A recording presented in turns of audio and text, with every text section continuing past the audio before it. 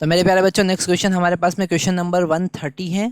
हम यहाँ पर बात कर रहे हैं रोटेशनल मोशन की, और रोटेशनल मोशन में हम एनर्जी कंजर्वेशन से रिलेटेड कॉन्सेप्ट देख रहे हैं। क्वेश्चन में हमारे पास गिवन है a cylinder of mass m roll without slipping on inclined plane of inclination theta. Find the linear acceleration of sphere and the friction acting on it. हमको उसका लीनियर एक्सेलरेशन फाइंड करना है और friction find करना है। हमें यहाँ पर ध्यान रखना है कि जब प्योर रोलिंग की हम बात करते हैं, मतलब कोई अगर स्फीयर या कोई भी बॉडी हो, सिलेंडर हो, स्फीयर या किसी सरफेस पे जब वो मूव करता है तो यहाँ पर जो फ्रिक्शन होता है वो स्टैटिक फ्रिक्शन होता है। ओके, जैसे अगर हम यहाँ पर इस स्फीयर की बात करें और ये स्फीयर अगर रोटेट कर रहा है फ्रिक्शन के कारण, क्योंकि फ्रिक्शन जो है वो उसको टेंजेंशियल फोर्स प्रोवाइड कर रहा है। फ्रिक्शन जो है टेंजेंशियल फोर्स प्रोवाइड कर रहा है और फ्रिक्शन के कारण उसको अल्फा मिल रहा है, एंगुलर एक्सेलरेशन मिल रहा है। ठीक है, फ्रिक्शन टॉर्क प्रोवाइड कर रहा है और उसके कारण ये आगे बढ़ेगा। और ये जो अल्फा है, चूंकि यहाँ पर प्योर रोलिंग है, ओके, तो यहाँ पर एक्सेलरेशन इसको मिलेगा और एक्सेलरेशन में रिलेशन होगा अल्फा इंटू आर, है ना। एंगुलर एक्सेलरेशन और लीनियर एक्सेलरेशन में रिलेशन होगा। तो हम यहाँ पर सबसे पहला पॉइंट यहाँ पर नोट आपको करना है कि फ्रिक्शन जो होगा वो स्टैटिक फ्रिक्शन होगा, क्योंकि काइनेटिक फ्रिक्शन यहाँ पर वर्क नहीं करेगा। काइनेटिक फ्रिक्शन में तो वो स्लाइड करने लग जाएगा।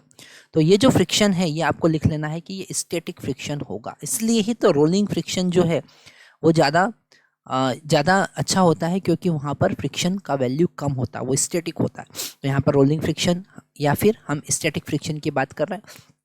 अच्छा, यहाँ पर अगर हम लीनियर इक्वेशन लिखें कि लीनियर मोशन के लिए अगर इक्वेशन लिखते हैं तो ग्रेविटेशन का एक कंपोनेंट जो कि सेंटर ऑफ मास के अलोंग होगा, सेंटर ऑफ मास पे लगने वाला है mg साइन थीटा। ओके, और एक परपेंडिकुलर कंपोनेंट होगा जो प्लेन के परपेंडिकुलर होगा, वो होगा mg cos थीटा। और हमको पता है यहाँ पर एक नॉर्मल रिएक्शन भी लगने वाला है n। ओके, तो चार फोर्स उस पर लग रहे हैं, mg sine theta, mg cos theta, normal reaction और friction force. Okay, friction force. तो अगर हम लीनियर मोशन के लिए इक्वेशन लिखे तो हम लिख सकते हैं mg साइन थीटा नीचे लगने वाला minus friction force opposite, that is mass into acceleration. ये हमारा इक्वेशन नंबर 1 हुआ। और अगर हम रोटेशनल मोशन के लिए इक्वेशन लिखें, ओके, अगर हम रोटेशनल मोशन के लिए इक्वेशन लिखें तो यहाँ पर जो फ्रिक्शन फोर्स है वो टॉर्क प्रोवाइड कर रहा है। और टॉर्क कैसे फाइंड करेंगे? Force into perpendicular distance. तो इस फ्रिक्शन फोर्स के परपेंडिकुलर डिस्टेंस कौन सा होगा? उसका रेडियस।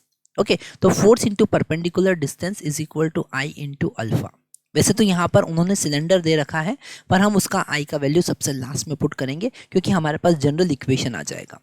आई का वैल्यू आप सॉलिड स्फीयर के लिए पुट कर सकते हैं, रिंग के लिए पुट कर सकते हैं, होलो सिलेंडर के लिए पुट कर सकते हैं, सॉलिड सिलेंडर के लिए पुट कर सकते हैं, शेल के लिए पुट कर सकते हैं। अलग अलग वैल्यू हमको पता है।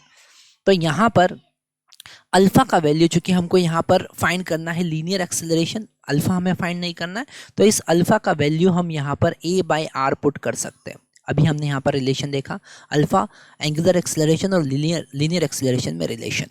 तो यहाँ से f का वैल्यू अगर हम निकालें तो f का वैल्यू हमको मिलेगा आई a divided by r square, और वो यहाँ पर हम रिप्लेस कर देंगे तो हमको मिलेगा mg साइन थीटा। इसे हम इक्वेशन नंबर 2 लिख सकते हैं और दोनों इक्वेशन को हम सॉल्व कर रहे हैं। तो mg sine theta minus I a divided by r square is equal to m a. और यहाँ से हम a का वैल्यू फाइंड करेंगे, तो a का वैल्यू हमको मिल रहा है mg sine theta divided by m plus I by r square. ये हमको एक्सेलरेशन मिला। अच्छा, यहाँ पर i को आप m के स्क्वायर भी लिख सकते हैं, that is the radius of gyration. ये k क्या है? Radius of gyration, radius of gyration. Okay, तो आप k से रिप्लेस कर सकते हैं यहाँ पर। तो a इक्वल टू हमको मिलेगा m कैंसिल हो जाएगा, g sine theta divided by 1 plus K square divided by are square. ये जनरल इक्वेशन हमको मिला। अगर हम सिलेंडर की बात करते हैं कि आप सिलेंडर बोला है भैया, तो सिलेंडर में आई का के का वैल्यू कितना होगा? R by root 2। ओके, कैसे आया? आप आई का वैल्यू पुट कर दो। सिलेंडर के लिए आई का वैल्यू क्या होगा? सिलेंडर के लिए आई का वैल्यू होगा I equal to M are square divided by 2। तो यहाँ पर हम पुट कर सकते हैं और एक्सेलरेशन फाइंड कर सकते हैं। तो हमको मिला m ji sine theta, okay, divided by m plus यहाँ पर m are square, r square से आर स्क्वायर कैंसिल होगा, 1/2 मिलेगा, m/2 मिलेगा, तो हमको मिला 2/3 g साइन थीटा। ओके, ये मिला हमको लीनियर एक्सेलरेशन। अच्छा, इस लीनियर एक्सेलरेशन का वैल्यू अगर हम यहाँ फ्रिक्शन में पुट करें तो हमको एफ भी पता चलेगा। ठीक है, इसके बाद थोड़ा सा कॉन्सेप्चुअल प्रॉब्लम बढ़ जाता है, आपको ध्यान से समझना है। एफ जो है वो है हमारा I divided by are square, और ए का वैल्यू क्या आया, ए का वैल्यू हमारे पास में आया m ji sine theta divided by m plus I by are square. Okay, इसे अच्छे से सॉल्व करते हैं तो आर यहाँ पर कैंसिल हो जाएगा। ठीक है, I into M G sine theta divided by M are square plus I, ये हमारे पास आंसर आया। ओके, तो ये थोड़ा ध्यान से हमको समझना पड़ेगा कि ये फ्रिक्शन और ये स्टैटिक है। ओके, और यहाँ पर हमें ध्यान रखना है कि जब हम, क्योंकि यहाँ पर लास्ट वाला प्रॉब्लम दे रखा, what should be the minimum coefficient of static friction. अब ये स्टैटिक फ्रिक्शन है। ओके, स्टैटिक फ्रिक्शन है और इसका वैल्यू हमेशा लिमिटिंग फ्रिक्शन मतलब म्यू इनटू नॉर्मल रिएक्शन से कम होना चाहिए। ओके, थोड़ा सा हम इसे रब करेंगे और फिर यहाँ पर अच्छे से डिराइव करेंगे, क्योंकि ये कॉन्सेप्ट बहुत इंपॉर्टेंट है जो आपको समझना पड़ेगा, क्योंकि डायरेक्ट क्वेश्चन इस पे जेई में आए हुए हैं। ओके, तो आपको ये कॉन्सेप्ट थोड़ा सा ध्यान से समझना पड़ेगा, इसलिए हम यहाँ पर इस कॉन्सेप्ट का जो कलर है वो चेंज कर लेते हैं।